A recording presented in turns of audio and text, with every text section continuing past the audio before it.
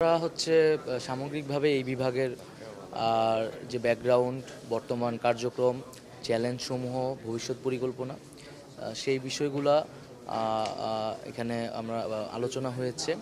আমি আমার জায়গা থেকে কথা বলেছি যে আমাদের হচ্ছে যেই সাইবার সিকিউরিটি অ্যাক্টটি রয়েছে তার যেই ধারাগুলো নিয়ে সমালোচনা রয়েছে সেই ধারাগুলো নিয়ে আমাদের পুনর্বিবেচনা করতে হবে এবং তরুণদেরকে ব্যাপকভাবে এই মন্ত্রণালয়ের সাথে যুক্ত করতে হবে।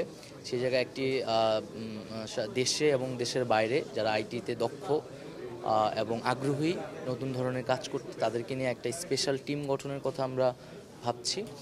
এবং বিভিন্ন আন্দোলনের সময় বিভিন্ন স্টার্ট আপ যারা আন্দোলনের পক্ষে, শিক্ষার্থীদের পক্ষে অবস্থান নিয়েছিল, তাদের প্রতি বিরূপ আচরণ করা হয়েছে, তাদের বিনিয়োগ বন্ধ করে দেওয়া হয়েছিল ওই সময়টিতে এবং খুবই স্বৈরতান্ত্রিকভাবে এই কাজটি করা হয়েছিল ওই সময় যিনি মন্ত্রণালয়ের দায়িত্বে ছিলেন।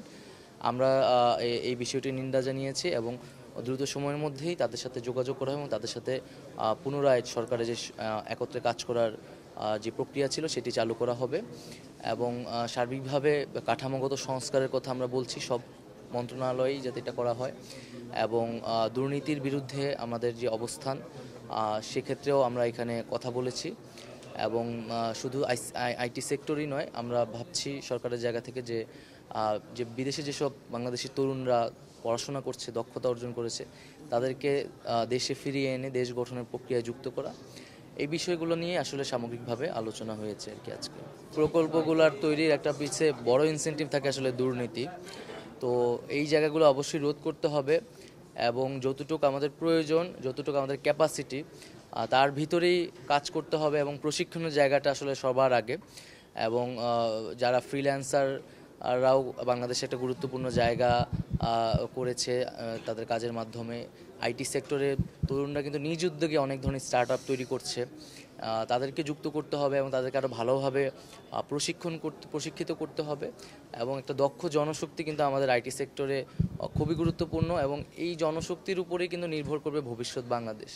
তো এই সেক্টরে অবশ্যই সেই ধরনের কোনো ধরনের দুর্নীতি এবং বা অবহেলার আসলে সুযোগ নেই, যেটি আমরা যে নতুন একটি বাংলাদেশ, নতুন একটি স্বাধীনতার কথা বলছি এবং যেই তারুণ্যের হাতে যেই স্বাধীনতাটি এসেছে, এই তারুণ্যটিকেই কিন্তু এই দেশ গঠনে, এই তথ্য প্রযুক্তির বিপ্লবে আবার নেতৃত্ব দিতে হবে।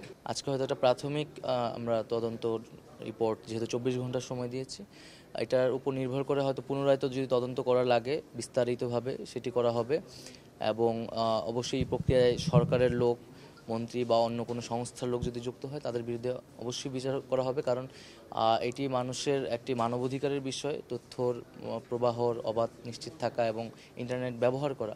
তো যারা এটি করেছে, বন্ধ করে দিয়েছে, তারা মানবাধিকার লঙ্ঘন করেছে এবং এটি বন্ধ করে শত শত মানুষকে কিন্তু হত্যা করা হয়েছে।